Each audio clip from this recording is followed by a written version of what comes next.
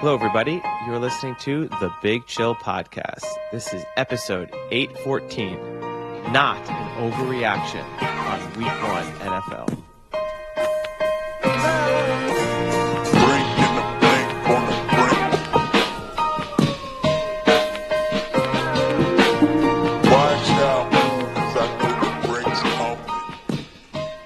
Hello, Big Chillians. Welcome back to the Big Chill Podcast. Frank joins us with Eddie.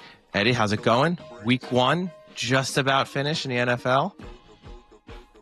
Yeah, so it's a Monday where I'm not as rested as I would have liked to have been. And Same. I was hopeful, actually. As that Bills-Ravens game looked as if it was going towards a finish where I thought, oh, in the final 5 minutes, I can just head to bed. I can save myself an extra 20, 25 minutes of sleep because this game looks like it's all but over. And then so you were like a Bills fan. Yeah, well, you left early. No, I did not leave early. I still stayed in front of my TV. You thought about it. But I was getting ready. I was one more drive away, one more first down away from being willing to walk away. And in the end, I had to stick until that field goal went through the uprights to win the game for the Bills. So it was a later night than I had hoped for, really. Yeah, as I was watching that game, I must just not have seen earlier when they had shown Matt Prater, like earlier in the game. And then with like 3 minutes left or 2 minutes left, they went to him on the sidelines. They're like, and it might come down to Matt Prater, who just got here 2 days ago. And they showed the video of him walking on the sidelines. And I was like, surely that's just got to be like someone's father. That's not a real player. He did look old. He did look very old. But like, also, that must be a bad camera job right there, because that is not a real NFL player. No, it wasn't. It wasn't the most flattering just cut to of Matt Prater, that's for sure. It didn't inspire confidence in his abilities to hit a field goal. But I also love they kind of made a big deal about him just arriving. What does that mean to a field goal kicker? You know what I mean? Like, what difference does it? It's okay. He arrived on the red eye and then slept the whole next day, so he was good to go. That was like the cutting edge news story they had on him. Arrived on a red eye, slept the whole next day. He feels good to go.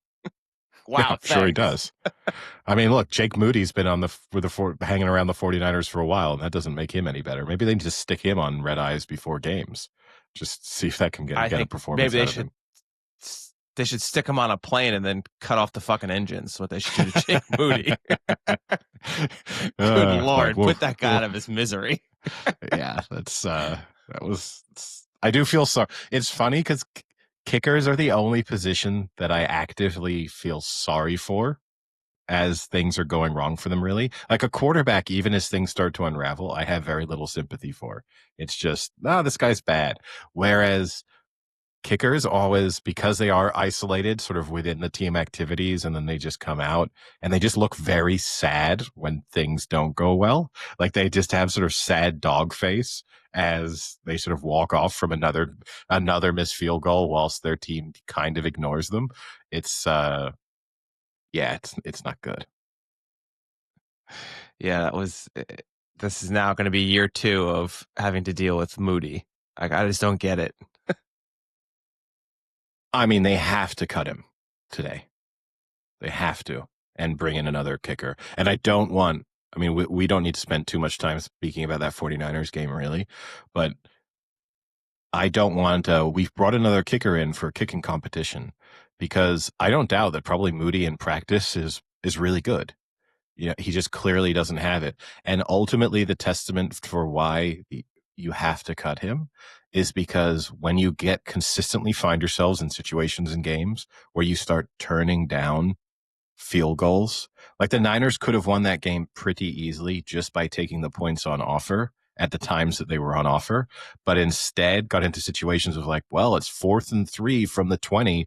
No, we can't trust him. We've got to go for this. Even the announcers were like, they're definitely going for this. Yes. There's no way they're letting Moody kick this ball. To the point that usually happens when like the kicker's injured. Like, oh, well, they don't have a kicker now. Like they were treating it to that way, speaking about the game of like, no, their kicker is fully healthy. And yet, no, he just, I don't know. You have to get someone else in, because otherwise this Niners team is not especially with the injuries that are already setting in. I know you love speaking about it, but George Kittle out, uh, possibly for who knows how long. Basically down to, aside from McCaffrey, a kind of makeshift receiving core around Purdy. You're going to be in games where the 3 points are going to be really important, especially because Kittle is such a red zone target for them that you now are missing. I, I, you got to bring in. It can't be that hard to find a field goal kicker who's just reliable from 40 yards and in. You don't need 65-yard bombs. You just need, don't miss the ones we expect you to make. I think there's been what's his name? The guy that we were talking about with Simmons, Pablo Torres. Is that his name? Torre, yeah. Yeah, who does like the investigative journalism. He broke the Kawhi Leonard is his newest one he did, I think, right?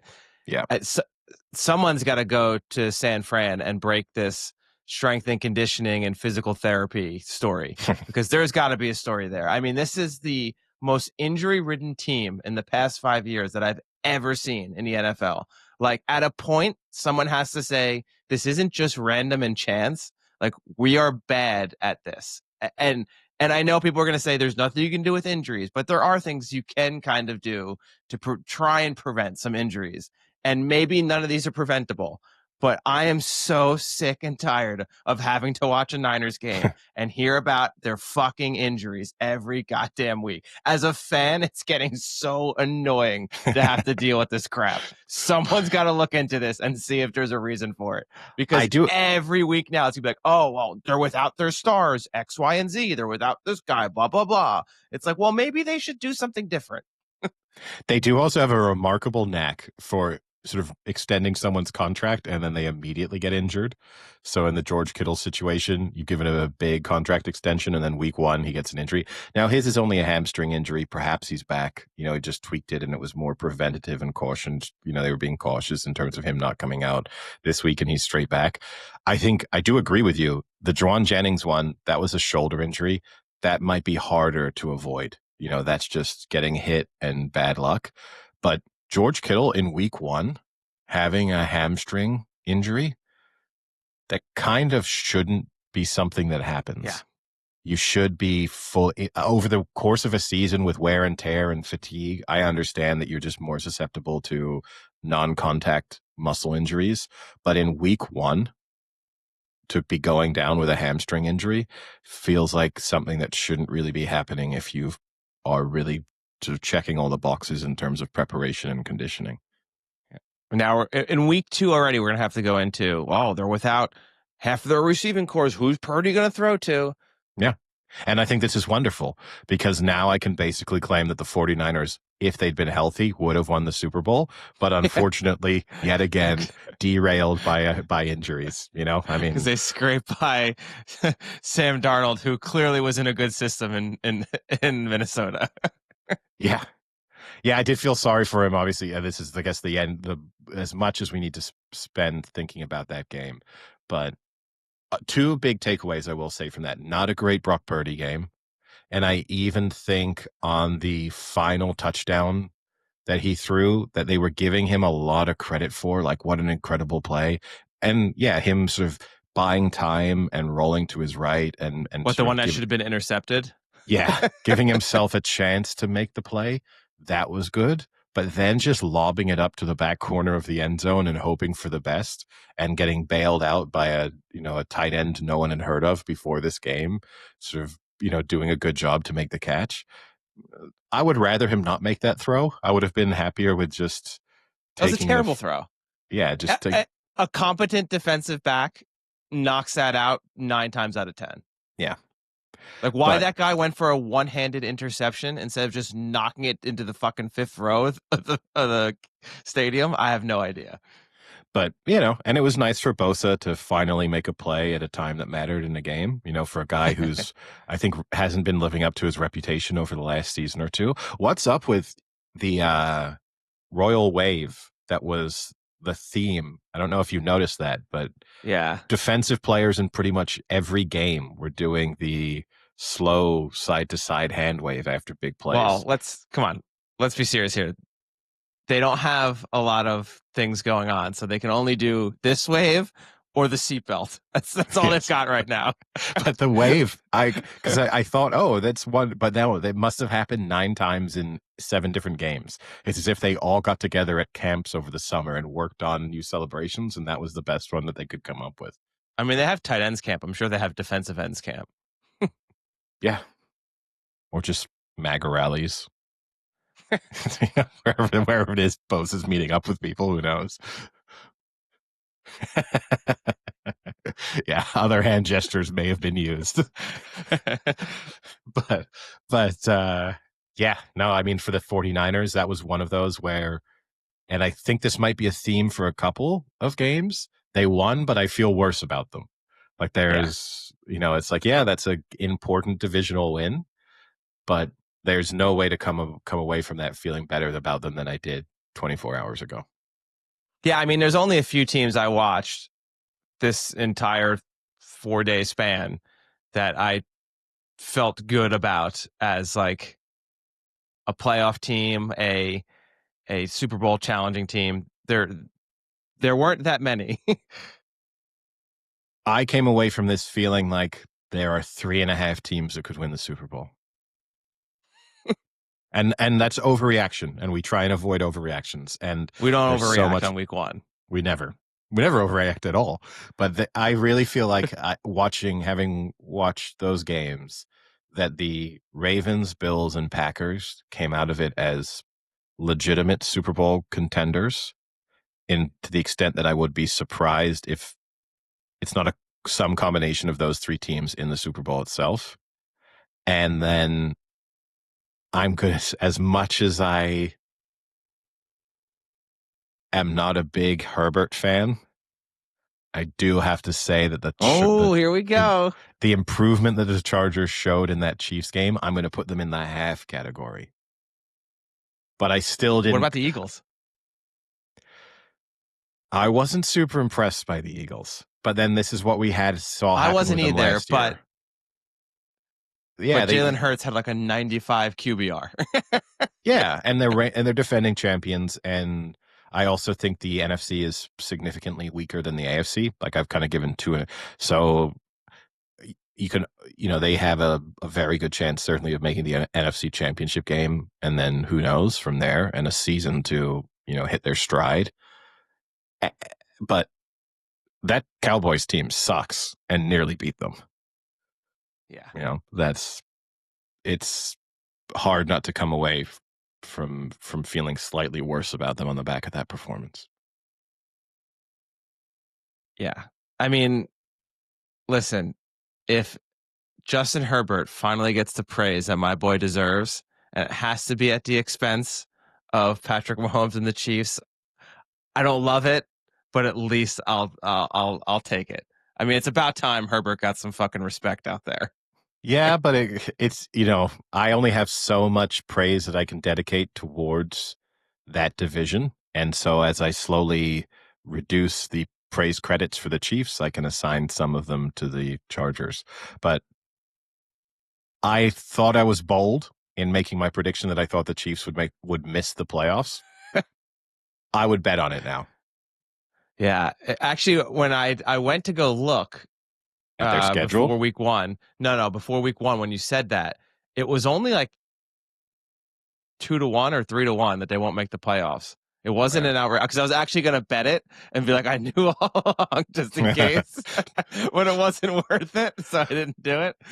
Just they're seriously, they're in trouble. They have a tough schedule. I know, because they're 0-1. They play the Eagles next week. I think they lose that, 0-2. Then they play the Giants, 1-2. Then they play the Ravens. I think they lose that. They're 1-3.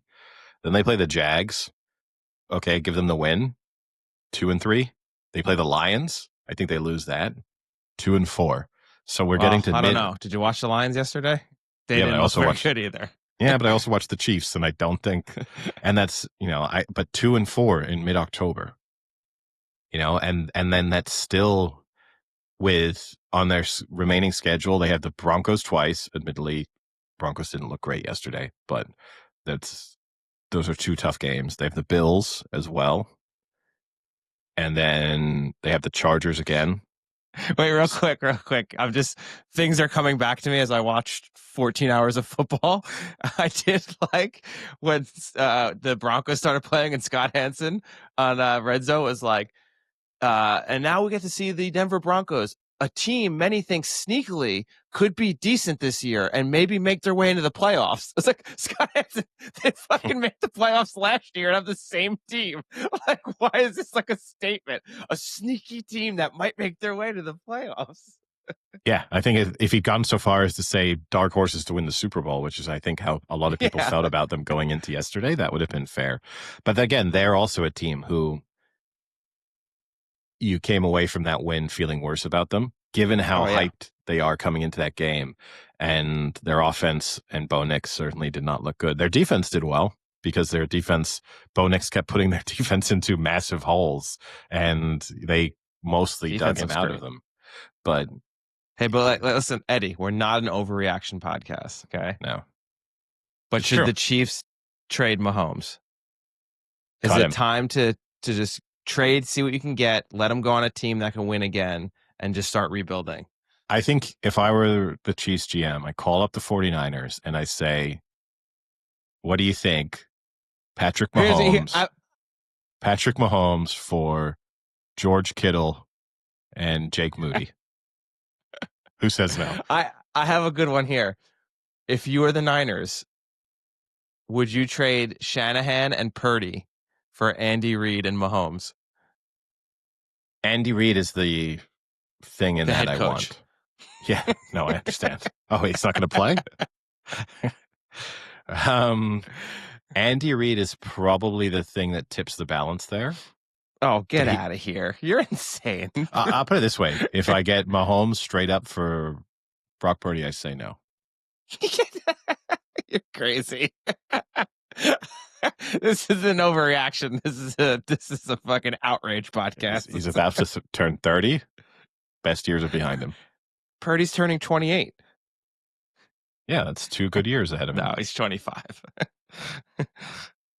26 this season.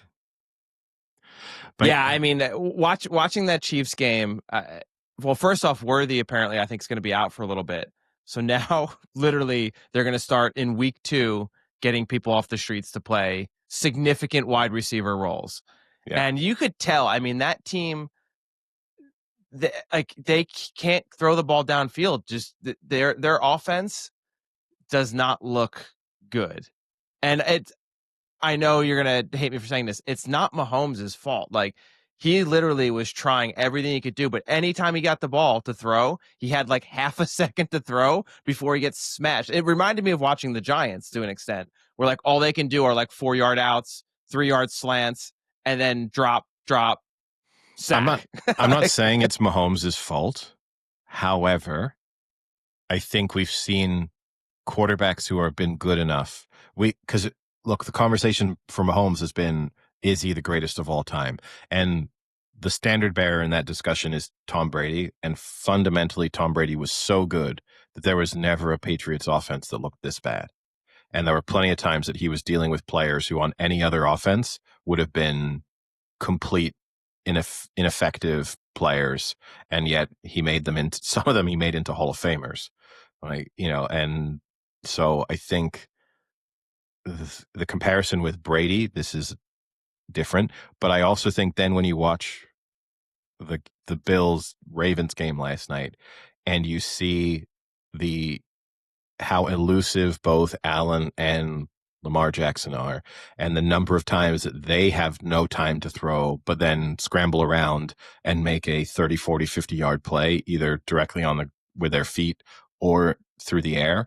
And you watch the difference between those two and just think, there's no way the Chiefs can compete, because this is sort of what it felt like watching that Mahomes has definitely lost a step in terms of how elusive he is and the way that he can scramble. And if you think back to when they were so difficult to beat, part of the issue was you'd have him in trouble on a big third down and he would get away from you. And I mean, the most iconic one of those is obviously in the Super Bowl when he did it on third down, when it looked like, he was dead to rights for Bosa to get a sack.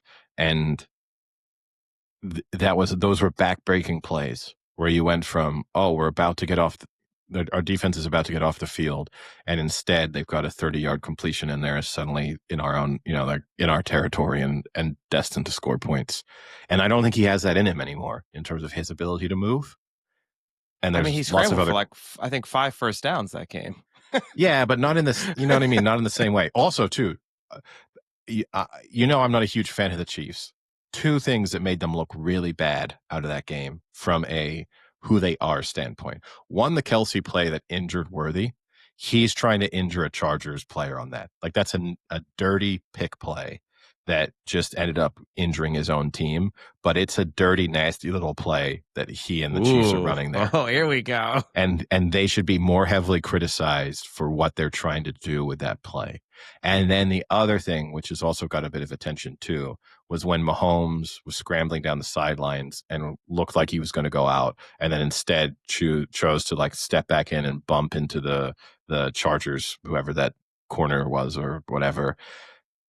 And like, if you're going to do that, that's fine. If that wants to be your attitude, if you want to initiate the contact yourself. But then what I don't want to see is next week Mahomes being, getting just a little bit of someone's breath breeze across him as he steps out, like out of bounds, and then do his little fall over thing and get angry that a flag hasn't been thrown.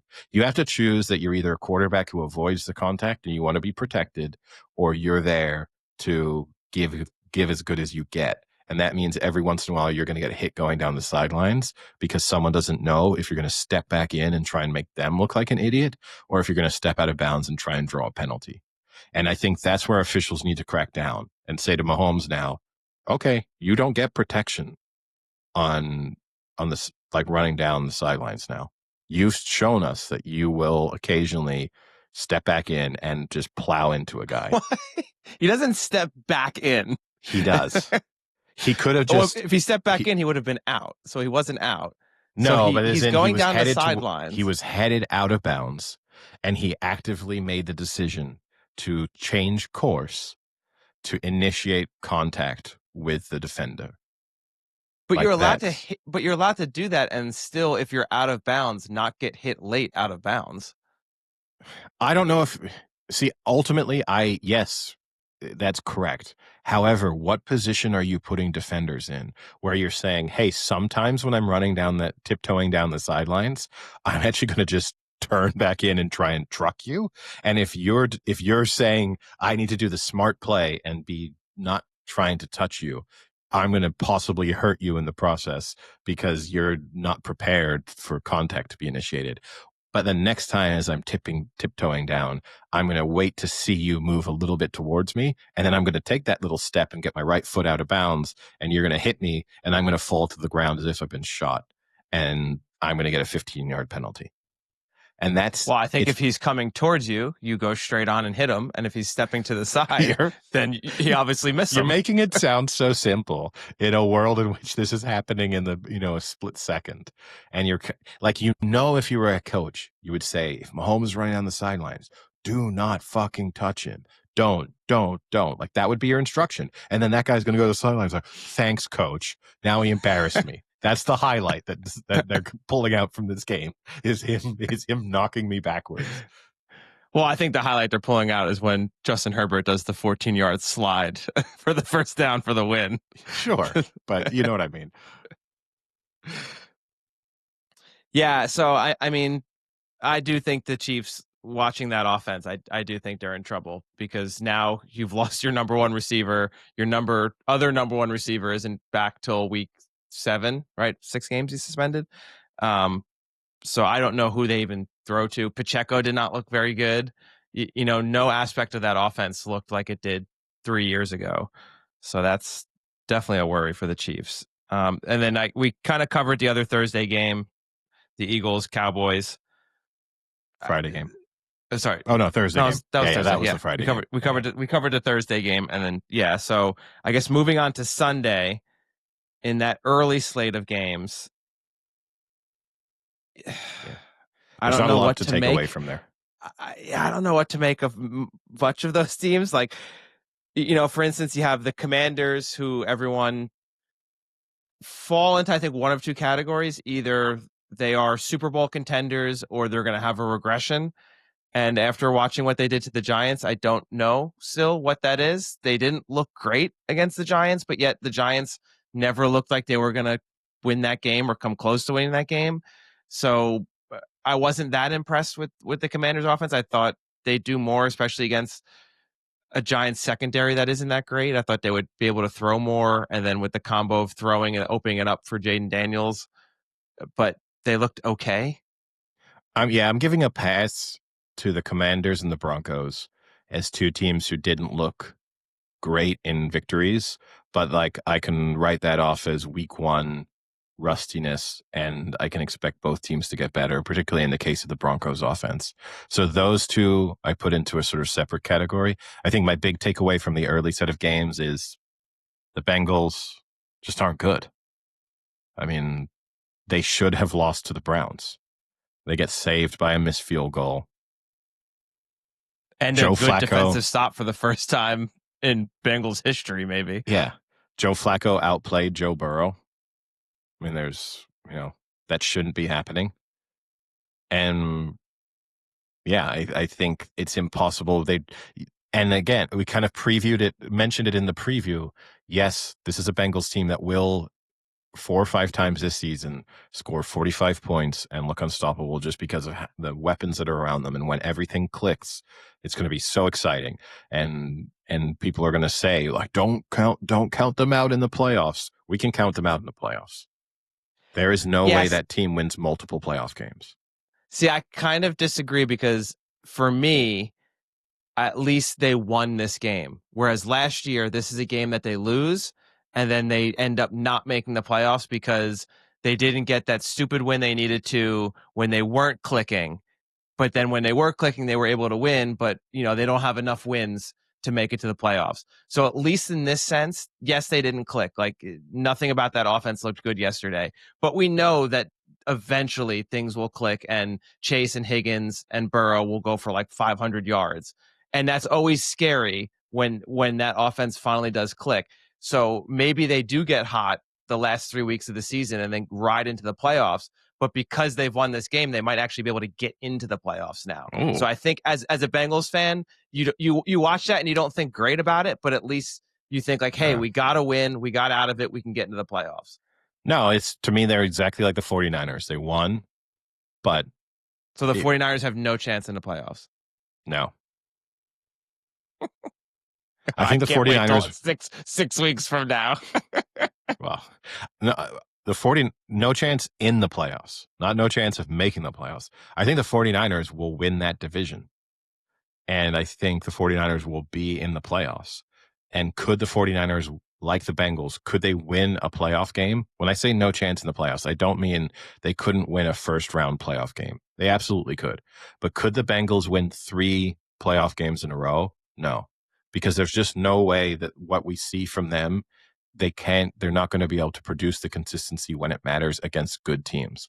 And yes, you could say, but I actually, I'll have my little bit of pro Niners take here. Here we go. I actually not an overreaction podcast, but in 1 week we know the Bengals are done. Yeah, as Super Bowl contenders, sure.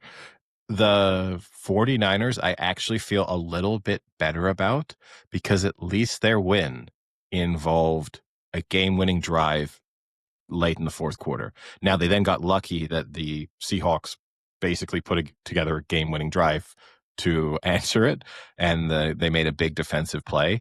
The Bengals went up 17-16 with 2 minutes and 48 seconds left in the third quarter and never scored again in a game that they desperately needed to score and had the ball multiple times after that.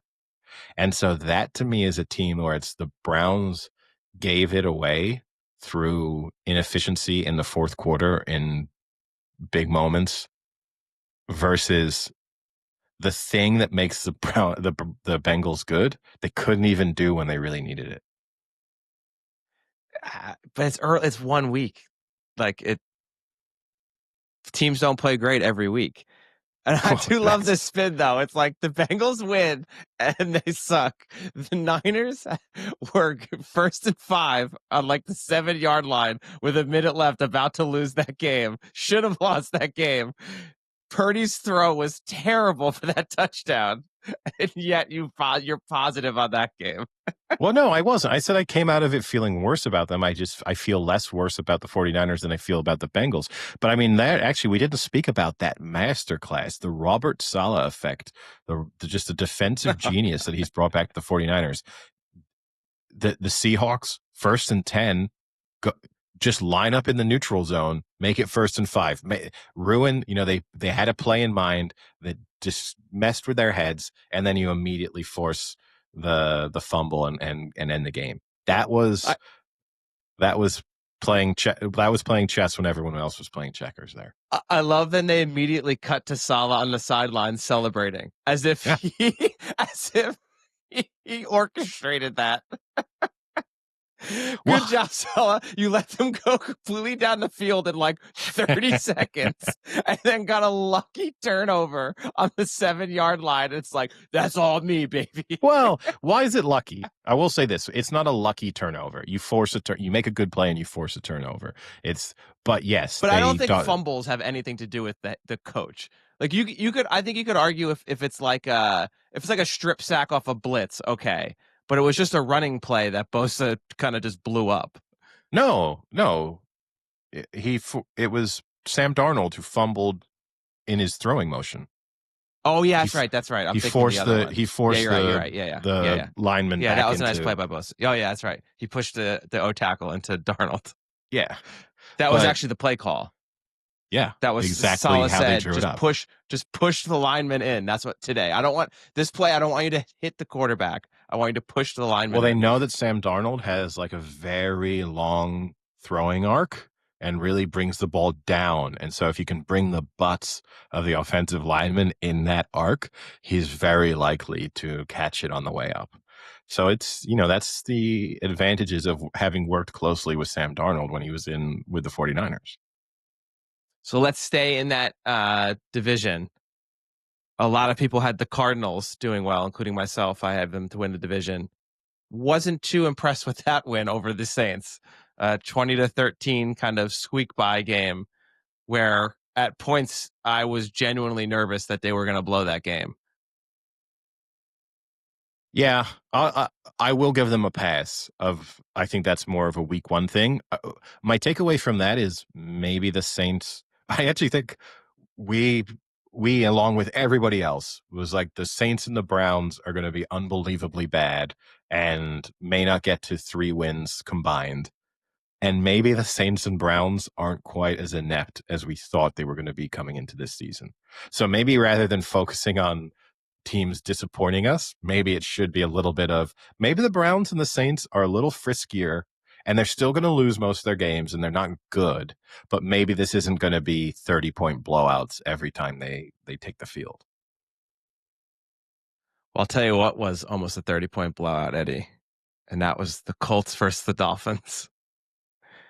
I have several reactions from this game. The first one is I think Moody and McDaniels should both be let go this morning.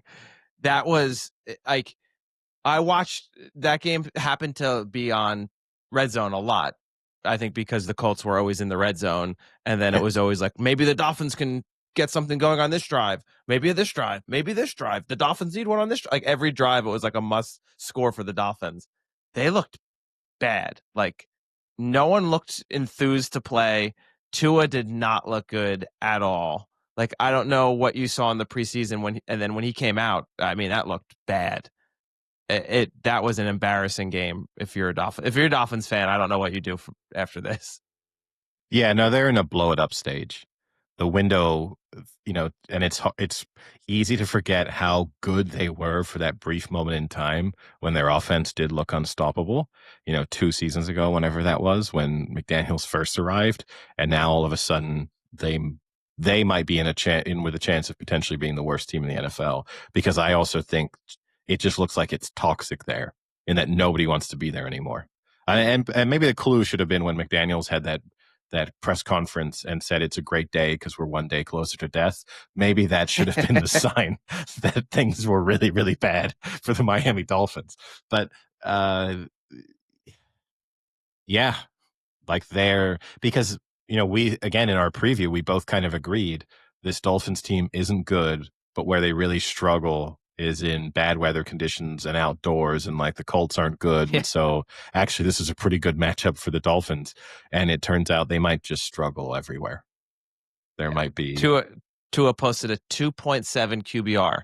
That's definitely going to be in the running for worst QBR of the season already in week 1.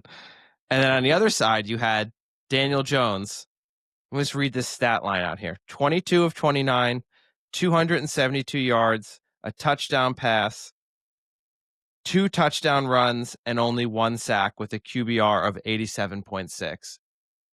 I instantly texted my family chat about third quarter and said, yeah, Daniel Jones was the issue. Good thing we got rid of him and picked up no one on our fucking offensive line. Like, and I'm not saying Daniel Jones is great, but this is what happens when you have a QB who probably is okay, average even, and you give him time to throw and a good offensive coordinator, they can be competent. And like Daniel Jones got such a bad rap on the Giants. It's like he ruined the Giants franchise for the last 5 years. It's like, no, their inability to put together an offense around him and have any sort of protection around him is the reason. And you watched it again. Like Russell Wilson was getting his like face demolished every fucking play. Like he had half a second to throw before someone was like biting his ankles or just smashing him in the chest. Like you're not going to win like that. Like even you said about the Bills and the Ravens, like how the quarterbacks can make plays with their legs and extend plays. That they do that, and that's amazing. But there were also times, like in that final 4 minutes when the Bills were driving, that Allen had a good 3 seconds in the pocket and was throwing a 40-yard pass down the field. Like the Giants can't even get their players 40 yards down the field to throw a pass before Russell Wilson gets hit. So like it was really nice for Daniel Jones, and I feel really good for him that he was able to kind of show that he wasn't as bad. And maybe he never has another good game all season, and it still wouldn't matter to me. Like that game right there was a statement game to every Giants fan saying, you can make me the scapegoat, but I was not the fucking reason the Giants sucked.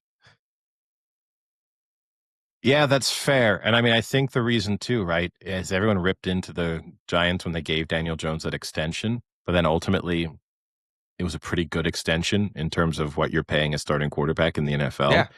And so that's another reason why giving up on him at the moment in which they didn't make a ton of sense, because you had a starting quarterback on whatever it was, $40 million a year, which sounds absurd, but it's 10, $15 million less than you're going to pay any other established starting quarterback at this stage. So, why is that's meaningful? You can reinvest that money somewhere else in your offensive line, for example, and try and make sure that No, instead they got Russell Wilson and Jameis Winston for the same amount of money. Yeah, And exactly. Jameis Winston isn't even suiting up. Well, but he's a great locker room guy. You got to think about how popular it is. He is, and yeah, the Colts probably are going to still be really bad, and we shouldn't overreact to their win. But at the same time, they are in a pretty mediocre division, and so if they are a bit better than we thought they were going to be, they actually have a chance to compete in that division, just because it's probably the worst division in football, and that's going to give them hope that they can string a few wins together and find themselves in the hunt in the final few weeks of the season. Yeah. And then briefly, we can mention, I think, a game where neither of us believe. I mean, maybe the Raiders sneak into the playoffs, but Raiders beat the Patriots 20-13. My big takeaway from this, it was great to see the Patriots struggle when several of their fan base predicted an amazing second year for Drake May, and Travion Henderson is the next Derrick Henry, and they just struggled on offense. And if you can't beat a Raiders team that is borderline playoff team, you're not making the playoffs. Yeah, Geno Smith looked good. Drake May didn't look great. Neither Henderson or Genty looked good. which is a little bit of a disappointment given the reputation that surrounds the two of them. So Hey, Brock Genty Bowers, averaged 2 yards a carry. he got a touchdown. He at least had that He going for did. him. Brock Bowers looked good. Like that's a nice weapon to have. Yeah, I think those are two teams that we don't really have to speak about too much because I don't think we will be speaking about them much over the course of the season. I guess the surprising game of definitely of the early card, but maybe of the day, if it weren't for the Bills Ravens, was the Steelers Jets. Where did 66 points come out of? Yeah, it was fun. It was a fun ending too. That's for sure. Uh, my only takeaway from this was kind of twofold. We spoke in the build up about how it didn't really get why this was a revenge game to the extent that it was being billed as one. And Rodgers post game just doubling, tripling, quadrupling down on his hatred of all things Jets and how great it Yeah. felt. Have a sense of perspective that you signed for them. You were dog shit and they decided to move on. Like they didn't do you dirty. You got paid to go there. You messed them around in the off season whilst you smeared shit on walls as you did ayahuasca.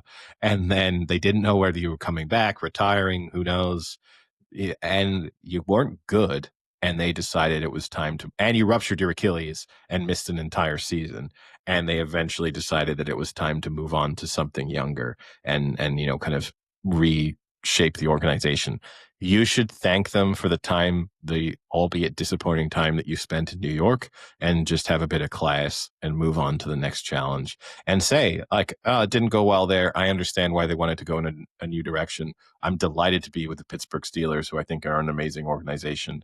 And I think we could be really good this year. That's all you need to say, rather than it's great to beat everyone associated with the Jets organization. What a little piece of shit.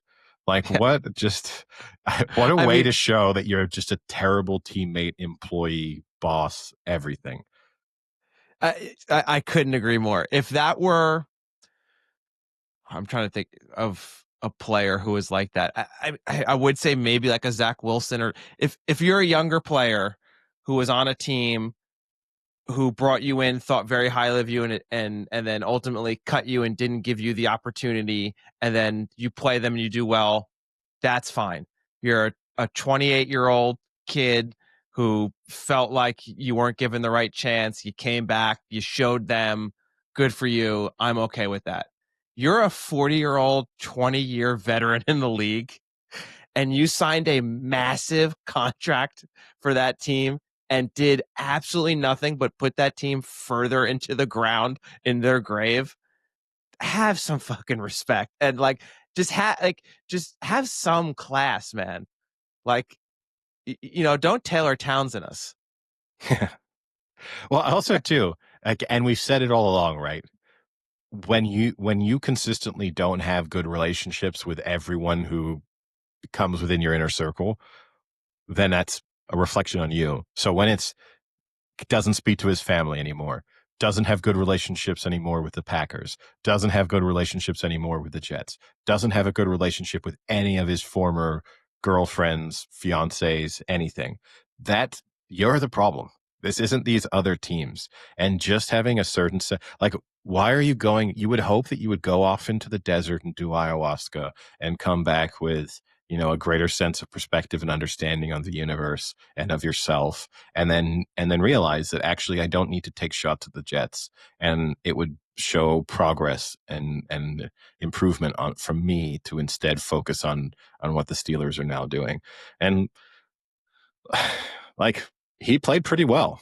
He definitely didn't look awful. I will say, can we take the So, touch pass away from being counting as a completion for a quarterback? touch pass. Just the shovel pass. He gets Oh, a touch. the flip forward. Yeah, that's Yeah. give that as a completion. I'm fine, but you get no yards after the catch. Like, that doesn't contribute towards your stat line. This isn't Aaron Rodgers threw 4 touchdown passes, and one of them is that, and he gets an extra 15 yards or whatever from it because it's just a play call, and you did, like, I can go out and execute that tomorrow with no issues. Like that's not me being overconfident in my abilities as a quarterback. That's the one play I know I could pull off. So that one I think we should eliminate. It should just go into fundamentally I think it should be treated as a run. The fact that it's technically a forward pass shouldn't matter. Yeah, speaking of that, I don't know if you saw in the Bills-Ravens game when Josh Allen threw that interception on the 2-point conversion, and then they flipped it back. Did you see that whole thing where, like, when the guy flipped it back into the end zone, it actually would have been a point for the Bills had they Yeah. tackled him? The takeaway I had from that is that doesn't count as an interception Yeah, for because Allen. the 2-pointers just are like a sort of gray area for all statistical output. Like it's also kind of stupid, but I Yeah, understand why. yeah. Because, but yeah, So before that maybe I we think is all the early games, right? yeah, Uh, pretty much. Although yeah, yeah. everything worth speaking about. Oh, Bucks, was that early? Bucks was early, yeah. Yeah, but it just ended And so late. actually, the Jags game was And the early too. Jags. It's just the Yeah. Jags ended as a late game, but it was also an early game. Yeah, I mean the Jags, listen, I could be super quick. I watched 5 minutes of that game maybe, and the score line is exactly kind of what I thought the score line would be. Uh, so I'm fine with that. I don't know what to take away from that game.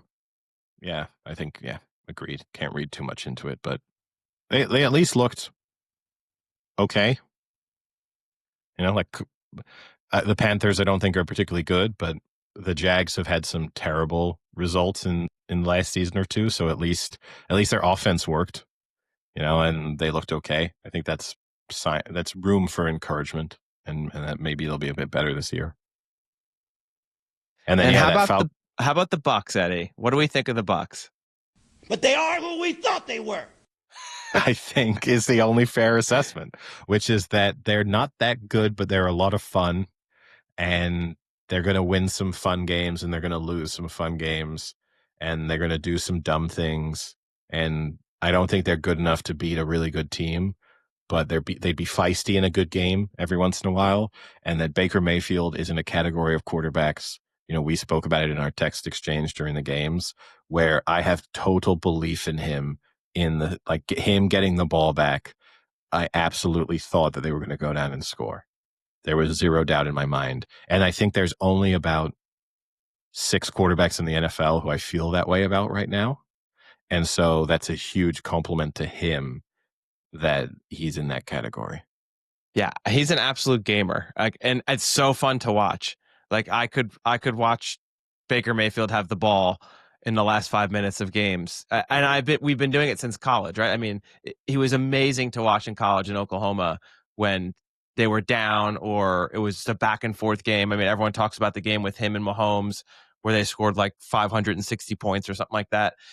Like it's always fun to watch him when he's just in that zone and super competitive. I mean, he probably could be the most competitive player in the NFL. And I know everyone in the NFL is probably competitive to an extent because you're playing a professional sport. But he's probably that guy who is annoying competitive. Like day off, you're playing ping pong. He's in there like all day. Like he loses a game. No, we got to play again. We got to play again. Come on, another round, another round. He seems like that guy, and I fucking love it. Yeah, but at the same time too, right? He wasn't even that good that game. I mean, he was 17 for 32 for 167 yards. Now with 3 touchdowns, a lot of those 167 yards came on that final drive. So, he was Yeah, to a Jigba. he was one interception away, not that it was close, but he could have thrown an interception on the first pass of that final drive, and we come away with like, oh, Baker Mayfield was 15 from 30 at pass attempts for 95 yards, and would have been like, that was a terrible Baker Mayfield performance. And that it is But he the got the issue, right? W. Where it's so outcome based sometimes in how we feel about it. And Michael Penix Jr. looked all right. I mean, Yeah. between the two of them, you got to give them credit that they attempted 74 passes between the two of them, and they only completed 44. So not the most accurate quarterback performance from either of them, but Yeah, I mean, I think both the Falcons and the Bucks will be fun to watch throughout the season, and that we'll see lots of games from each of them that are like this. And that's a fun division to watch as a result. And that division will be up for grabs until probably the final week of the season. But neither of them would scare me in a playoff game. Yeah. And sometimes I watch a team like the Bucks and I think it'd be fun to just be able to root for a team that's just exciting. Like, at this point, I feel I can't even remember what it feels like to root for a team that is just competitive week in and week out. And I as a think even Bucks the fan, Falcons, like the Falcons who had a couple of really bad seasons, but realistically over the last 15 years, you've had fun offenses most of the yeah, time. And like, yeah, you've not won a Super Bowl in that time period. You had the heartbreak of the 28-3 Falcons Patriots Super Bowl, but you actually most of the time you got to see sort of 30 to 40 points a game, a few really good players come through the door, and some really fun offenses to watch and some exciting finishes as a result. And that's definitely way better than watching the Giants or, name 10 other NFL teams who, even if they've technically maybe been more successful during that period, haven't actually been anywhere near as enjoyable to watch. yeah. No, I agree. And I mean, the Bucks, they have even won a Super Bowl lately, so like it must be great to be a Bucks fan. I mean, I'd be happy right now if you told me you're not going to win a Super Bowl for the next 5 years, but you'll make the playoffs 4 out of the 5 years, and you're going to have a lot of fun games to watch. Be great. Be so fun. As you know, I think that's what sports should be. You don't want to win the Super Bowl. So, that's the Bucks are almost nailing it. That Tom Brady Super Bowl slightly ruined it for them. Ruined it. Tom Brady ruined it for the Bucks. Yeah. That's a hot take. So the only game actually we haven't discussed that I think is an important game is the Packers Lions. Yeah. And that to me was surprising.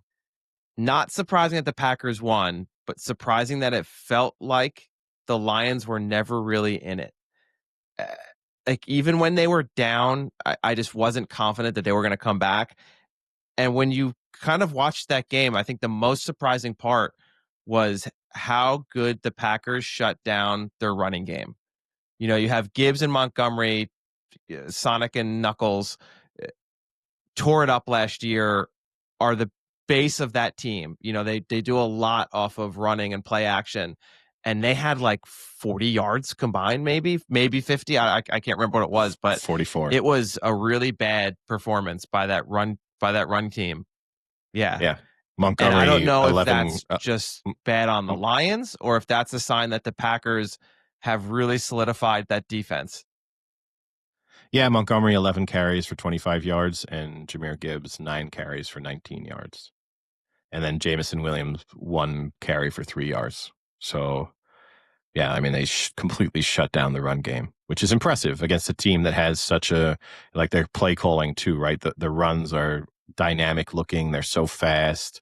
They just get people kind of moving around the backfield, and you're just used to them having 20-yard carries pretty consistently.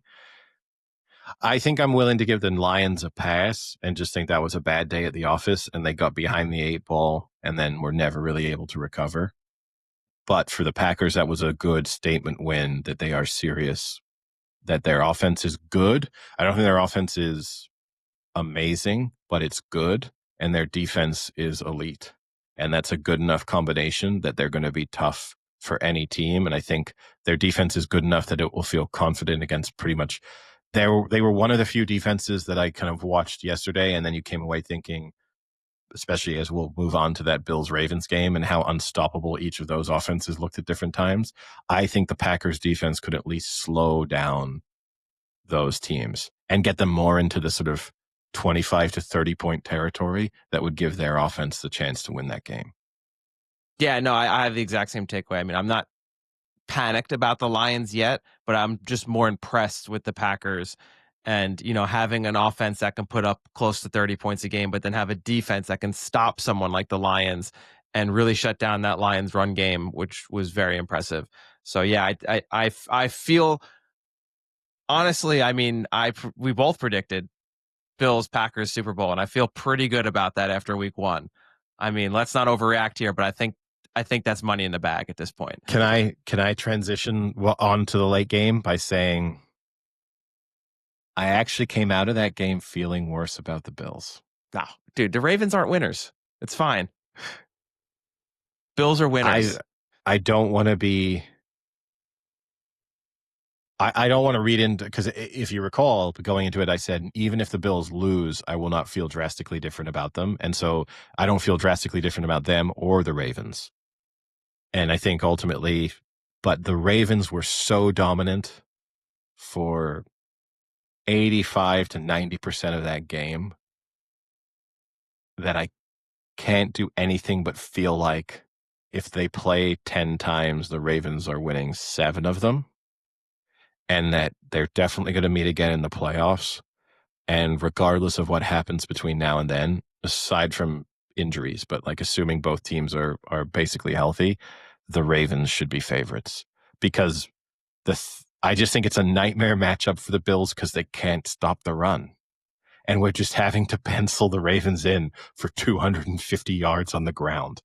And like if you're just, and ultimately the Ravens lost that game because of a Derrick Henry fumble that will happen once and only once this season, and just so happened to happen at a time in the game that really, really mattered.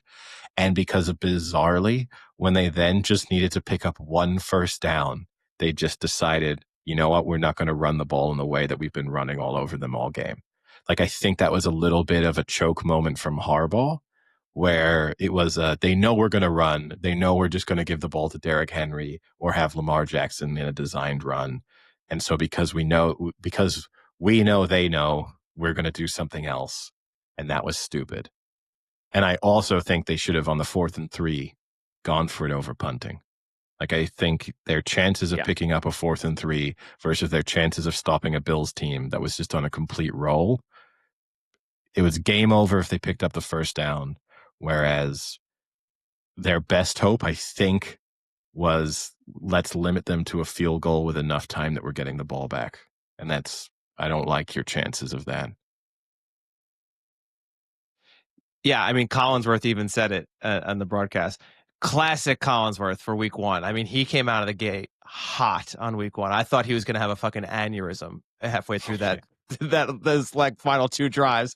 Like, he wasn't even speaking words. They were just like, oh, they were just noises coming out of his mouth. I give them, because there's so much poor announcing in the NFL. He was so on top of the situations in that game consistently, including when the final tackle that stopped the Bills from scoring the touchdown, and immediately saying, which, I mean, okay, it's not mind-blowing awareness, but I think there's a lot of NFL announcers who are going, what a great tackle. Really kept their team in the game, showing effort. It's like, no, they would have had 3 timeouts and a minute to score, and there's much better chance of them doing that than somehow hoping that a field goal gets missed. No, 100%. No, I think Collinsworth is a great announcer, but it's just funny how he gets so excited. Like, his emotions are definitely fun to listen to. But I mean, this is the Ravens. I mean, they played them last year, the Bills, in the regular season, and Henry had 199 yards rushing, almost identical game, and they won that game. But then they come to the playoffs and they lose in the playoffs. Like, I think the Ravens are the better team. Like, honestly, I think the last 2 years, the Ravens have been the better team. But at the end of the day, I just don't think they're clutch. Like, I think when it always comes down to it, I always somehow have less faith in them than I do in the Bills. And I don't know if that's a Lamar Jackson thing. But don't we Josh say the Allen? same thing about the Bills? Like, isn't this the same conversation? Don't we have basically the same conversation about both of these teams? But not against the Ravens. Yeah, but ultimately about both of these teams, it's that one of them gets knocked out, and then we say the other one's the best team in football, and then they lose, and we go, oh, we don't know how they lost that game, but it's season over for them as well, and neither of them have made the Super Bowl. Like, I think the consistency, I think just being able to, the fact that the Ravens can just run all over them, I don't have faith that the Bills will be able to beat them in the playoffs. No, for me, it's like when you have to do like the A is greater than B is greater than C is greater than D. That's like what the Ravens and the Bills and the Chiefs have been for the last 5 years. Like in terms of the best team, I honestly always think for the last 2 years it's been Ravens, Bills, Chiefs. But when you talk about the most clutch teams, it then becomes Chiefs, Bills, Ravens. So as they meet each other in the playoffs, that's kind of what happens when the clutch becomes more important than how good you are. Because you're right. When the Ravens just play like they should play, they are basically unstoppable. And I don't know why they change, and that's what's weird. They only changed on one drive.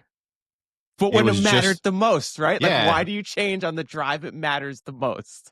it just, and I don't get ultimately I didn't get the punting idea. Punting early, if the game had continued in the way because I do think it's easy to forget that their defense actually spent a sizable chunk, the second and like all but the first drive until the fourth quarter. They actually shut the Bills down pretty well. So I do get the idea that for 80% of that game, you could come away being like, no, we can stop them. We can force a turnover or force a 4 and out or slow them down to the point where they're not even getting into field goal range in time to attempt a field goal, or we're forcing them to attempt a 64-yard field goal, and we'll feel pretty good about that. Like, so I do get that if you remove yourself from the moment that you're in right there and then, and try and look at the sort of entire complexion of the game, you could say, yeah, we can stop them. And Bill Barnwell would tell you momentum doesn't exist, so therefore that's the smart decision because you've shown yourselves to be more than capable. But there was so much momentum in that game of the Bills will be unstoppable. And on top of it, as we speak about over and over again, it feels like teams do not account for the fact that you are then putting them in a no-brainer 4-down situation. So you are adding in an extra attempt on every set of downs. And that nowadays is so huge. It's not just oh yeah, well, and of course they'll go for it when they're 4th and 1. It's like, no, they're going to go for it when they're 4th and 10. And they still have a 10-15% chance of getting the first down there. So you have to be excellent for 4 downs, not just 3 anymore. So yeah, you were shutting them down because they were punting from their own 35 on 4th and 3 in the second quarter, but they're going for that now and they're not thinking twice about it. And they're probably picking it up. And so then you actually feel like we strung 3 nice defensive plays together. Now, ultimately they didn't. The Bills just blitzed down the field and it never looked in doubt. But yeah. I'm kind of actually upset that player does make that tackle, because I'm going to say right now, Keon Coleman, not trying to be mean here, he is not smart enough to go down. He is sprinting into the end zone. You can see it in his eyes. You can see it. He sees end zone in his eyes. And I would have loved to see what would have happened. Like, it's one of those games, right? Like, that would have been a fun way to have it not end. Like, you never want those games to end. Like, you want that last, like, oh, now there's 20 seconds. Now there's 10 seconds. Now there's 5, like, keep it going. And that would have been, because it would have been a long to time. see. About a minute, right, was left on the game clock. No timeouts, but they would have had about a minute. No, they would have had all they had their timeouts. timeouts. They had all 3. They had all 3 timeouts. Yeah. So that's a long time. And it would also put the Ravens in an interesting position of, are you running it? Like, that would have been an interesting test for them of, I mean, they threw the ball great though too. They did, but you still, their bread and butter is running the ball. The crazy stat, actually, kind of looking at the game stats coming out of that, is that the Bills edged time of possession. The Bills had the ball for 34 minutes and 49 seconds.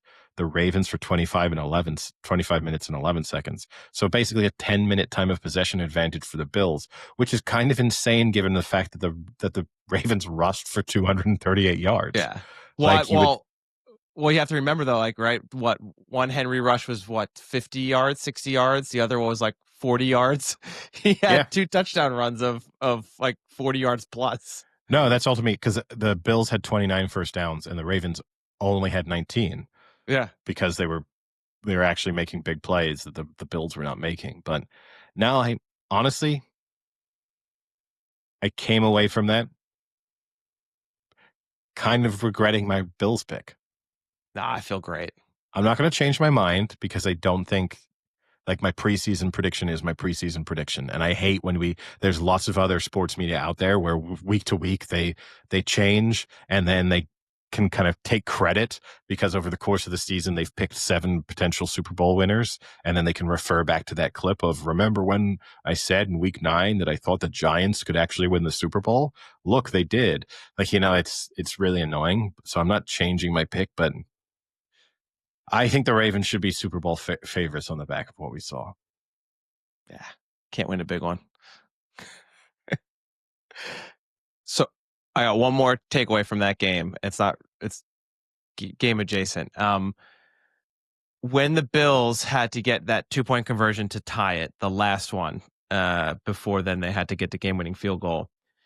Collinsworth gave this is where you got to dial up your best 2-yard play, the play you practice all week, which is weird because it was their third 2-point conversion. So you'd think they've done that the first 2 times. So it's probably not the best one they've got, but they ended up doing a dumb single coverage fade to the wide receiver. I am so sick of this play. If instead of outlawing the tush push, can we outlaw the fade to the corner of the end zone on single coverage? It never fucking works. It works 20% of the time. You know what works 85% of the time? When you have a 6'7", 270-pound quarterback and he fucking runs it himself for a goddamn 2 yards. That's what works 80% of the time. Like, why are you throwing the ball when you have Josh Allen and you just let him catch the ball, take one step, and then just throw it to a random receiver? Like, it drives me insane. I hate that play when you have so much talent at a quarterback position that you take it out of his hands. I don't hate the play quite as much as you do, although I do agree with you. It's a low percentage play. My takeaway from those series of two-point conversion attempts is that it was an example.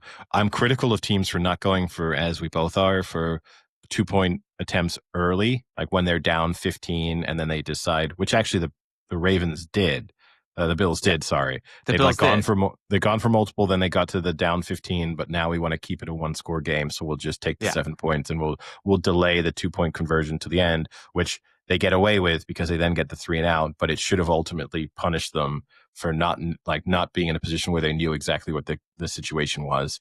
But hey, in the end of the day, it worked. I think this game to us is evidence that you go for the 2 early, because at the end of the day, they knew that they were down 2 points or whatever, 1 point, and needed that field goal, versus had they waited and done it, they might have been fucked. Yeah. Although in the end, they just it was just a weird combination of, I think they went for the 2 points too early to start with. Like in the third quarter, they should have just been taking the point and thinking less about it. And then in the moment when I felt they absolutely should be going for 2, they didn't. So I kind of don't know. It was a weird one.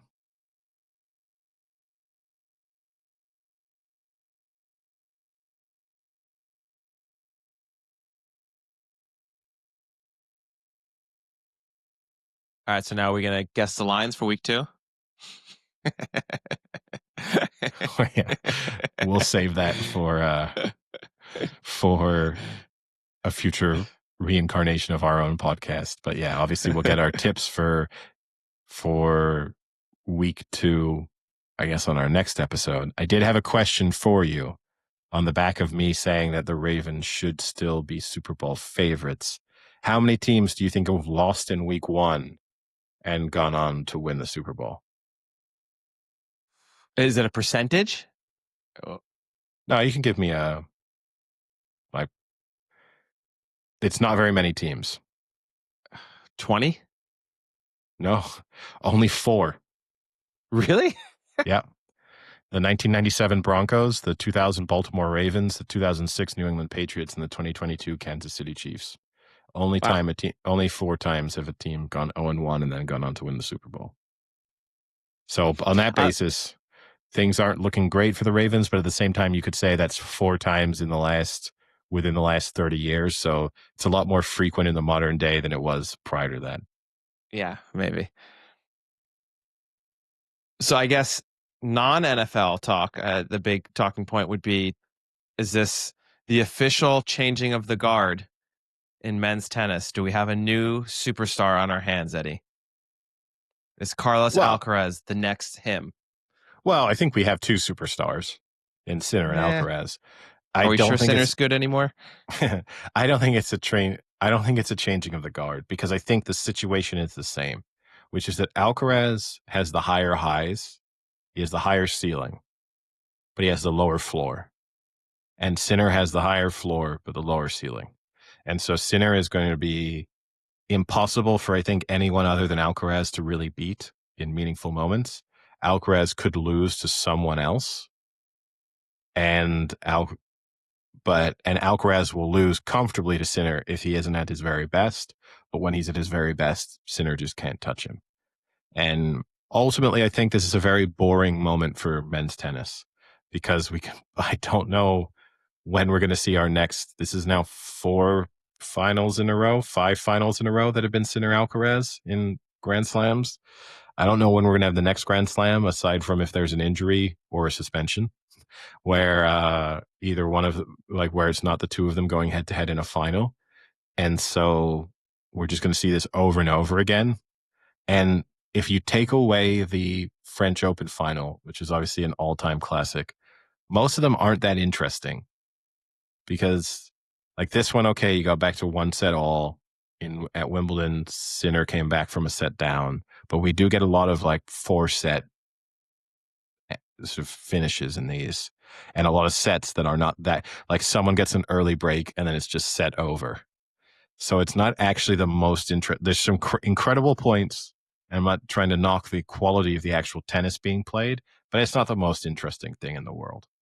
So I think this is bad for men's tennis. Like, this is a point in favor of women's tennis, in that at least there, you don't know who's going to make the final. You don't know who's going to win the final, regardless of who's in it.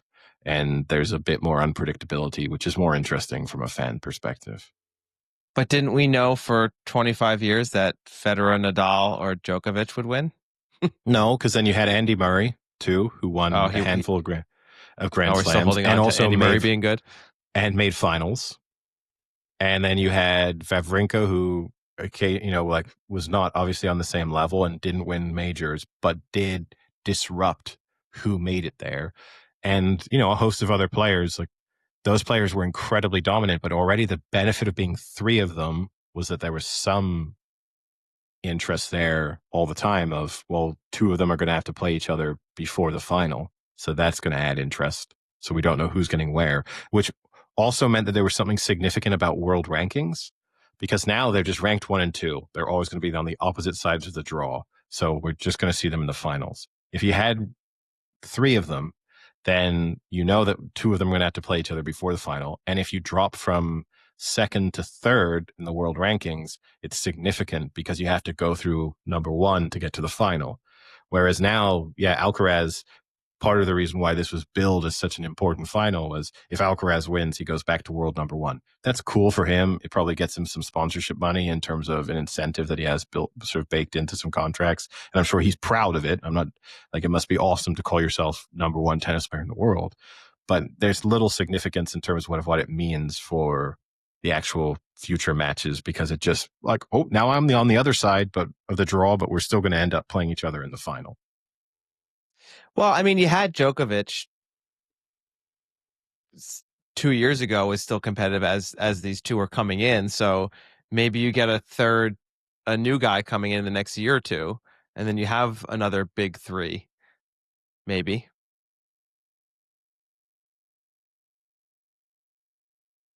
I don't think so. I think Djokovic finds himself in one of the most bizarre positions in sport now, which is he is head and shoulders above any Everyone tennis but those player two. but those two guys, and Yeah. he cannot beat either of them.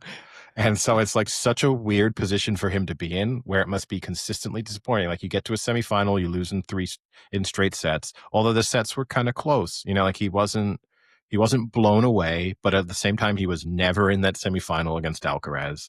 Alcaraz was 1-4 going into it. I felt like Alcaraz should have been 1-10 from a betting perspective. Like I gave Djokovic zero chance of winning that, and yet Djokovic should be favored against everyone other than those two.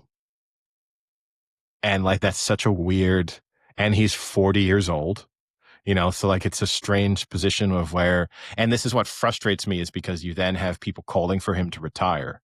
Well, why are you doing this to your legacy? You're not winning majors anymore. It's like, oh, we're saying making the semifinal of the US Open is no longer an impressive achievement. And I get it, on the back of how many majors he's won, it isn't Probably not. as impressive, but Yeah. it's still pretty, and especially at the age that he is, that's still, massively impressive too. So, did you enjoy the women's final more? Well, kind of no, because Sabalenka dominated the women's final. So, like, it wasn't a good example. The final itself was not a good example of how women's tennis is more open, but at least you had someone else playing Sabalenka. It wasn't just Swiatek Sabalenka, like, we're not in just Swiatek Sabalenka every final and then one of them wins. Say we're now done for the year, obviously. I would bet a large amount of money that the Australian Open men's final is Sinner versus Alcaraz. I would not bet a large amount of money on the guarantee on the bet that one of Swiatek or Sabalenka makes the final in the women's game. If you What see what I I mean. mean, yeah. I mean, the good thing about sports betting, right, is you can bet a large sum of money that Sinner and Alcaraz will be in the finals. Yeah. This is something that's possible. And it's almost certainly odds on, Probably even worse. which is so dull that you're Yeah. just basically saying like, yeah, this absolutely will happen. Yeah. Speaking of Eddie, the Big Chill Week 1 bet of the week for the NFL won. It did win. Yep. It's the only bet I had that won all week. Yeah, we're 100%. So what a great start for us. Yeah. Anything else? I don't think so. I think that was pretty much. Oh, come on. How do we not talk about Spitgate? Oh yeah, true. From the So long ago. Cowboys Eagles game with Carter and Yeah, Prescott. with Jalen Carter. Yeah, I don't really know how to. I mean, I guess the difficulty is like which one of them did Prescott spit first is the He debate. did spit first, but not at him. Like, yeah. When you watch the straight forward view of just looking at Dak Prescott's face, it does look like it, but that's like the thing about perspective with cameras, right? Is like it looks like he's spitting at Carter, but then when you do the side view, Carter's about 15 feet away from him. Like he is very far away, and he just happens to be in that same like camera view angle of the straight up that it looks like it, but he's definitely not spitting. He's literally spitting at his lineman's feet. If anything, Dak's O lineman should be upset that he's spitting at their feet. Like he is nowhere near Carter. It's a terrible look, dude. It like, and it happened again on Saturday with a University of Florida football player also spit on someone and got ejected. Like that's even worse because you had obviously watched Thursday Night Football and seen that someone got ejected Got for inspired. doing it, and then yeah, I guess he was watching the game and he thought that's a good move. That's the way. Yeah. That's what I need to do. You learn from the pros, and then you add. If anything, we should be more impressed by that guy that in the space of 48 hours, he was able to take something from an NFL game and put that into his skill set. That's pretty. That's a fast learner there. But I have to admit, I've been in a lot of on the sports we've field. had this exact discussion that you're going to say. I've never been tempted to spit on anyone. Like I've never been angry at someone or in an altercation or anything and ever thought, oh, you know what? Like, there you go. Like, that'll teach you. Like, it's just never occurred to me. A lot of things have flashed through my mind in the middle of an altercation or being in a heated moment. That one has never been there. Just never No. thought of it. No. Yeah, and yeah, that's a terrible look. I mean, there's no way you do that and someone then is like, no, he's actually a really nice guy. He's actually like a really good person. Yeah, Because exactly, like a normal human being is not thinking about like hawking a loogie on someone else. Like no. that puts you in a different category of human being. No, there's certain things you do. Like if he just smacked him, you could be like, hey, he's a good guy. Just the moment got to him. And I can believe that 100%. And that doesn't mean that I think you hit people all the time or that you have rage issues. It can just be like, yeah, I get it. You were worked up. It's a physical game. So kind of and that you got too much for you and you hit him. Like I could see myself doing that in a game. Not that I've ever punched someone mid-sport, but I could see it happening under the right circumstances. Yeah. I could not see myself. But I mean, we've also spoken. I don't get the amount that professional athletes just spit in general. It was never like, and I adamantly believe that people just spit now because they see other people spit. And so it's a little bit like watching, South American athletes cross themselves as they run onto the football pitch, that now people do it without like knowing why they're doing it. And I never, in all the sport I played, I never felt like I just had too much saliva consistently in my mouth. Yeah. And then, or like when they do unless you're dipping. Yes. Or there's kind of shooting snot out of your nose, which you also consistently see athletes doing. I also never on an every game basis was just like, man, my nose is so stuffed. Like I have never quite understood where all these bodily fluids coming from people during sports. Like Maybe that's why they're professional athletes. Maybe that's like the X factor. Yeah, how much I was too dry. This is the thing that held me back. I was just too internally dry. Yeah. Yeah, no, I think sport-wise, I guess I'm looking forward. Next week will be great. Premier League back at the same time. And next Sunday, that's quite the Sunday. Because not only do you have the NFL, obviously with a few good games, but then you have Manchester City, Manchester United, which is kicking off an hour and a half before the NFL starts.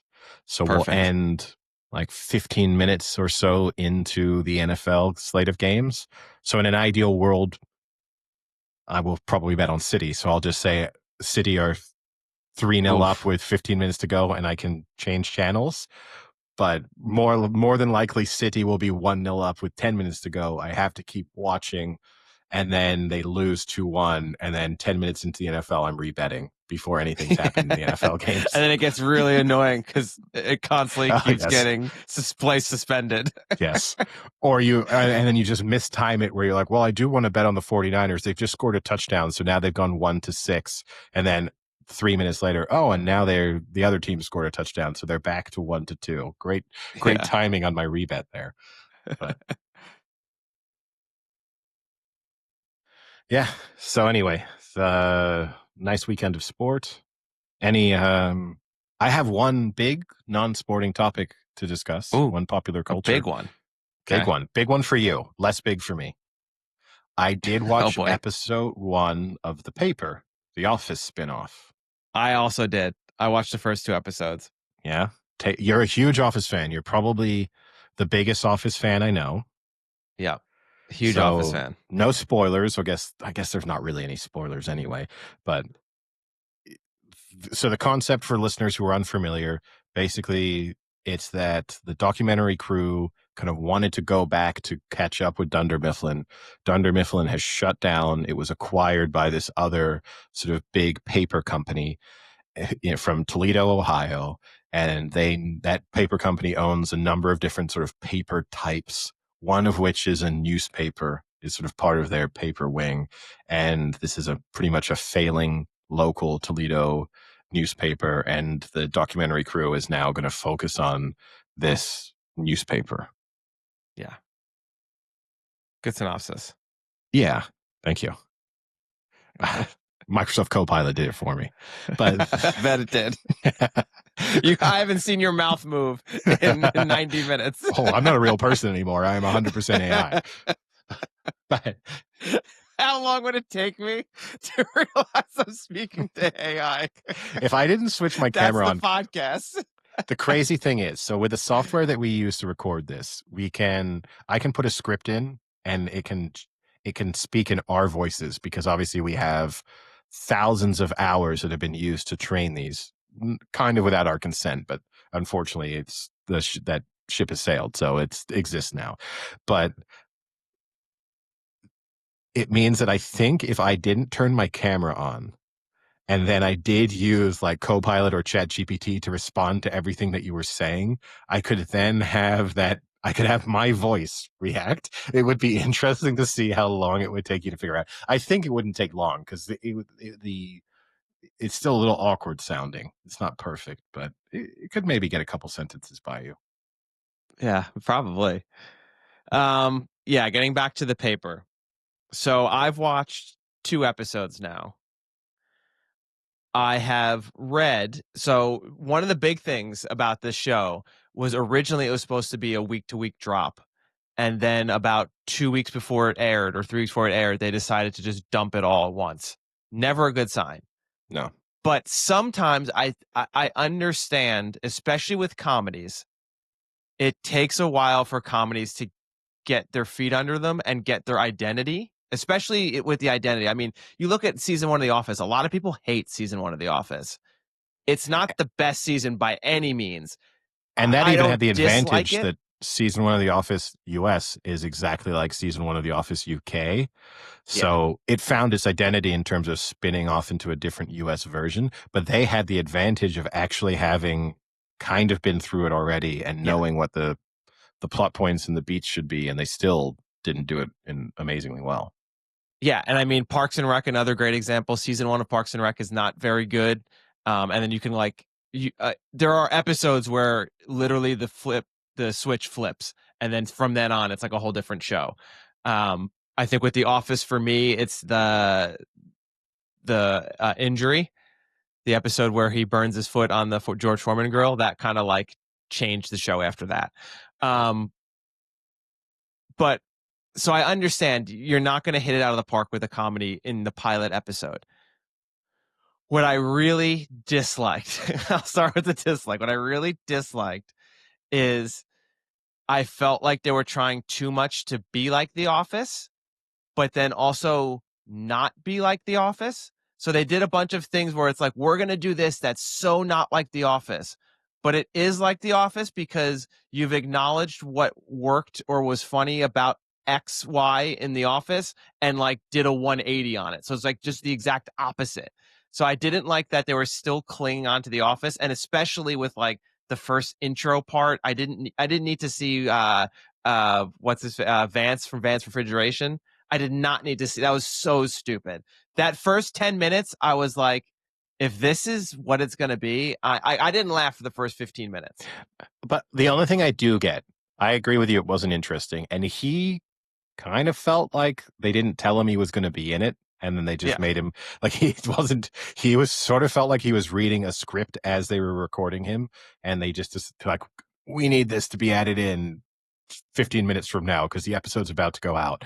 But I do get that for sort of the premise of the show, it made, because otherwise it was like, wait, why does this same crew go to a different place? And obviously, not as everyone knows, like you have some cast overlap.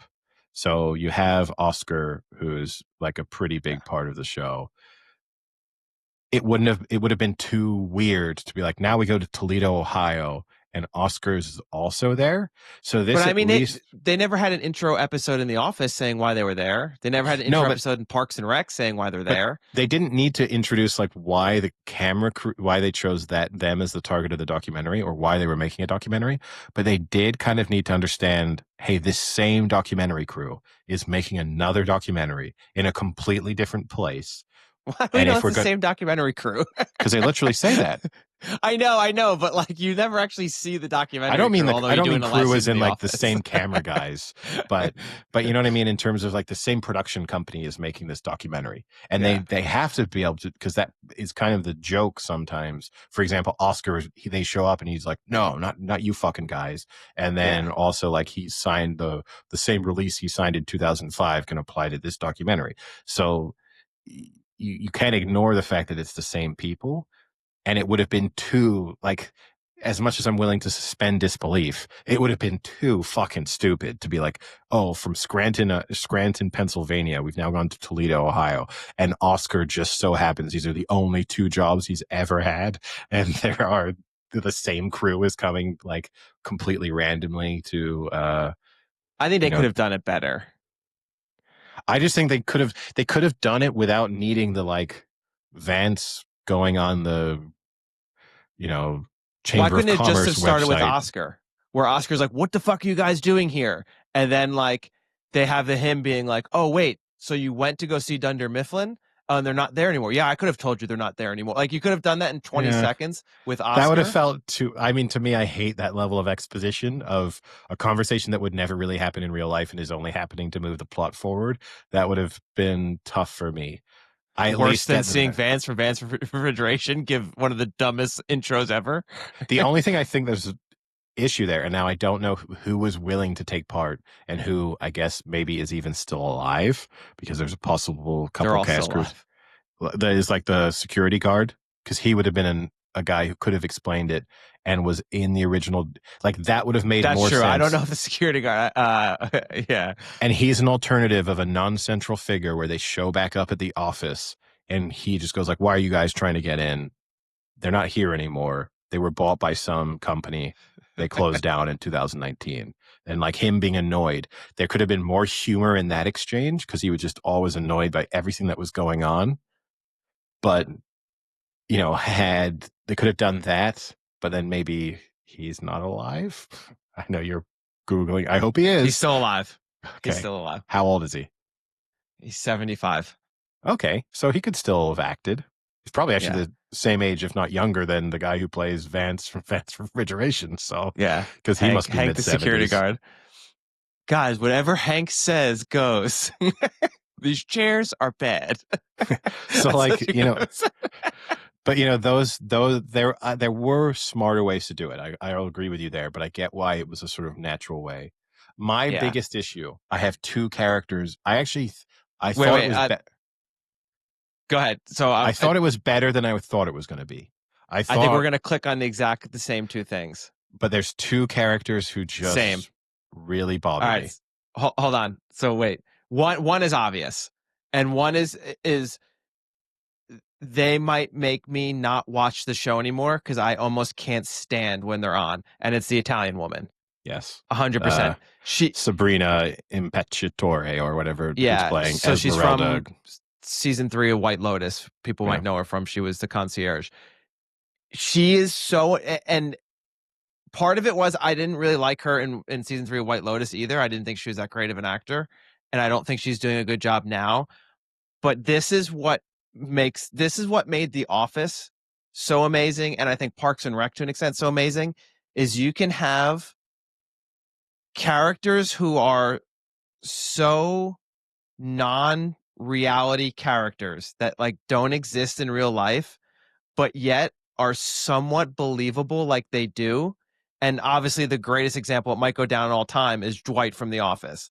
Like Dwight is not a real human being. No one acts like Dwight from The Office, but he doesn't go overboard to the extent where like, oh my god, this guy is so weird and dumb, this is pointless. He Whereas did do it she in is he did do it in a moment, but it took years to get there. And if anything, you could criticize the later seasons of The Office that he did become less Worse. realistic. The first Yes. few seasons of The Office, he is kind of a realistic human being with Prime just, Dwight. yeah. But I agree with you. Where it's as if they've sucked a character out of a completely different show because Yeah. everyone else, again, is kind of being, if anything, if I were also to be critical, the characters seem too self-aware a little bit. Like in The They Office, seem like normal people. everyone was weird in their Yeah. own way. Like even Jim and Pam, who were like the normal ones, turns out they were also weird. Yeah. And they just weren't weird in the same way. Whereas in this, there seemed too many people who are like, can you believe these fucking people? It's like, well, why are you Yeah. working here? Like, why? You should be quitting this job. I understand it's not that easy to quit jobs and find new jobs, but still, like these, or you're reporting these people to HR, or like, that Yeah. it's just not believable. So yeah, I agree with you. She could make me stop because Yeah. every second she's on screen is annoying. And then the other one for me, and actually I know he's getting good reviews, Wait, is can I say who Tim. it is? Yeah, It's the boss who acts just like Michael Scott. the English guy. Yeah. Yeah, because Yep. to me, it's that he is not only Michael Scott, it's like he's Ricky Gervais from the original Office, where again, he's doing the like little Yeah. jokes. Like, and it's like, you're just doing Ricky Gervais from the UK Office now, Yeah. and Yeah. you've chosen a British guy to do it. Like, and Yeah, also to, it exactly was. Like as soon as I was like, is this guy trying did was his prep watching the first season of the UK and the US Office and being like, let me see if I can kind of mix them a little yeah. bit together so I'm not exactly one or the other, but I'm pretty much them. And this isn't, I don't want this to be interpreted as like an anti DEI position, but I also don't know why a newspaper in Toledo, Ohio would have a British guy and an Italian as major employees in a group of 12 people. Like that also is just, you didn't need, because to me, the Italian, what she feels like is the poorly executed version of Sofia Vergara from Modern Family. Oh, She's 100%. They're going for that. They're like, I know she's Italian, but the kind of crazy Latin, like, ooh, fiery and, a little bit like very into herself, but there'll probably be some heartwarming and endearing moments over the course where you actually realize she's sort of a little bit more developed than she originally appears, not quite so But like, oh, superficial. she also fumbles English words. Oh, Yes. but it's in a funny way. Yes, she said defecate instead of Yeah. like instead of depreciating. Like, Yeah. isn't this hilarious? But Yeah. yeah, it's just neither of those characters needed to be there, and it wouldn't have changed the plot at all. No, and it's one of those things too where like I watch it and then the first thing she does when she says that her boss was a Me Too case and she's like, "No, I said you were not Me Too case." It'd be like, "Well, I'm firing you. You're gone." And then the next day she then cancels the wire service and then I'd be like, "Oh, you know what? Now you're definitely gone because you did something without asking me. You did a major thing for this company without asking your boss whether you could do it. Those are like you're fired. Goodbye."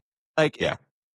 honestly, like and even before I watched the show, watching the previews, I literally said, "I don't know if I can watch this because she looks so annoying." Mm-hmm. And I know she's at the end of season 1, and I just wish they would maybe just cut her if they have a second season, and maybe it'll be better. But I have heard that it gets a lot better by like episode 4 or 5. It starts to get some feet. I'll give it a go because they're Sure. short and I like And comedies, but it's I've only tough. watched season one. It's tough. There were a couple good moments in there. I The also, second episode was a little better. really, I hate they have the like. And this is such a small thing to hate. They have the flashback to the 70s documentary that was made about the same paper. And I'm going to guess, I don't know how long they're going to keep going back to that plot. Maybe that's only episode 1. Maybe they keep doing it.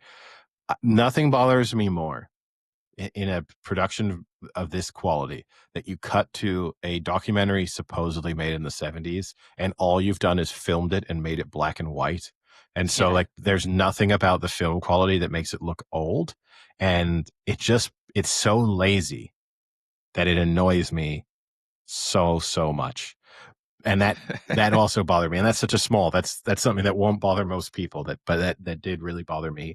But I gotta say, and this is, I lose respect for Semprina Impecatore or whatever, and how you're supposed to say her name, for the fact that you'd be even willing to play this caricature of an Italian woman on US television. That like this, as an Italian, that you don't go, this is a very basically offensive representation of what Italian women might be like. That we're these just like fiery imbeciles who just go about doing whatever we want to do, but it's our passion and we're really into ourselves. And yeah, it's just, and the final bit to complain about her, she sends the email with the Me Too thing, and most of them seemingly believe it, even though they all know she's an idiot. Yeah. You know what I mean? Like the reaction to that would just be like, "Oh yeah, we know she's stupid." Like, whom? Like, okay, I'll buy that one or two of them are also idiots, and so we'll therefore buy it. But like the vast majority of the staff should just be like, "Oh yeah, she's out of her skull." Like we don't even read her emails. Yeah. Yeah. That's going to be the tough crossing point, is how much airtime she gets. So we'll see. Maybe they tone it down in season 2, like they did with other characters and other comedy shows, and slightly change it up. I mean, we always talk about too, the other one with Parks and Rec, right? Like season 1, Leslie was kind of a dope. And then by season 2, she's actually like a pretty smart person who just is like a dork. They kind of almost completely changed her tone. So, let's hope something can happen with that too.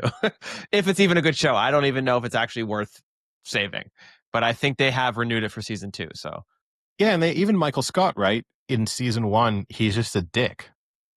yeah, Like he's an idiot and he's a dick. And then by season 2, he starts to evolve into actually he's a pretty likable character. He just has just zero really self-awareness and he's sort of weird. But deep down within that, there's a good guy trying to do things for the right reasons. He just does the wrong things. But season 1, if you just watch that season of the US Office, you'd go, this guy just sucks. Everyone should hate him. Looks like the worst boss in the world. Whereas by the end of The Office, you're like, this guy might be the best boss in the world. I don't know about that. I don't know, because like, you know what I mean? Like, he never wants to fire anyone. He is nice. He keeps his company in business when everyone else is doing really, really terribly. He tries to do nice things for people, often fails, but the intention is good. He would be fun. Like if you handled him in the right way, like if you're the equivalent of Jim and Pam, where you can kind of interact with him in a way of where you know who he is and where you stand, I think he'd be wonderful to work for. But yeah, I'll watch it, but I'm not hopeful. It's definitely getting a full season 1 watch. I'm not hopeful that it will be getting a season 2 watch for me, even if season 2 even does happen.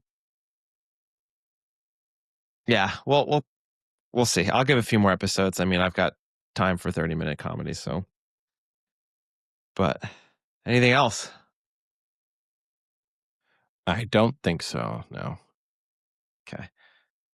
Well, we can discuss too on the next one, Task, the new HBO show from the same creator as Mayor of Easttown, which was probably the last really, really good show HBO put out. So that aired yesterday, but I did not get to watch it because I was too into the Bills Ravens. So I'll probably watch that today or tomorrow. Yeah, I'll also be watching Task because it's getting You're way. a huge Mark Ruffalo fan, so. I'm not actually. So really, like I'm you indifferent. dislike him, or you're indifferent? I'm indifferent to Mark. I don't like him as a interview. The Hulk. No, I don't like him as an interview. I find he's dopey, but he's not really dopey. Like that shtick, I don't find to be particularly interesting. Again, he's completely. I'm probably apathetic and indifferent to him is probably the best way to describe him. As an actor, he's been in a couple good things, but I think he's actually mostly been in bad things. But the cast is not. And then there's the guy who was in Ozark, who's the other character. Very much dislike that guy in Ozark, and I think he's one of the most overrated actors in the planet. But I think I've only seen him in Ozark. He's been in other things, but people talk about him as if he's like this amazing actor. And I thought he was pretty bad in Ozark. I thought he was like one of the worst characters in Ozark. And maybe that was just the writing of the character and not him, but I did not think he did particularly well. I'm not well. Look, the best place to be as an actor, not from a financial perspective or from an awards perspective, but is the person who's always third or fourth billed on like TV shows and movies, and so who people consistently speak about you as. It's same with athletes to a certain extent. Of if he only got his chance, if she only got her chance, she's just one big break away from being huge. And the unfulfilled potential, but the completely untested potential, is sometimes more appealing than they're good.